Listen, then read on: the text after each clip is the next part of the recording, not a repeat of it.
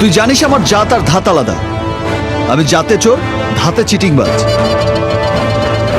তারপরেও তুই আমাকে দিয়ে কাজটা করাতে চাইছিস কেন? তার মানে টাকা লুট করাটা তোর প্ল্যান নয়, অন্য কিছু আছে। তুমি আমাকে ভুল বুঝছো। চুপ শালা, 750 কোটি হাওয়ালা। এসব বলে ছক কষে তুই আমাদেরকে এখানে এনেছিস। ভাই বুঝতে পারলি তো এবার? হাতে হারিকেন তেল নেই কেস। আমি বলি কি ভালো ভালো কলকাতা ফিরে যা, গরিবের ছেলে মোরেলা মাছের ঝাল খা। এই পদের ইলিশের দিকে তাকিয়ে লাভ নেই। এ মহা হার হার হার। এই যে ভদ্রলোকের ছেলে কুকুর পরে ঘুরছেন, রেগে যাচ্ছেন কেন আপনি? বাবা ভাই আমি বলছি কি, তুই আর তোর জেরক্স দুজনে মিলে মিটিয়ে নে, আমি তো তখন ইয়ে করি কি করবো, এই গাড়ি বলছি আসি। মাস, তুমি আমার পুরো কথা অর্ধেকটাও শুনবো না। কি ছক কষেছিস শালা? হ্যাঁ, তেহসিনকে মারার ইচ্ছেটা ছিল তোর, আর করালি আমার হাত দিয়ে।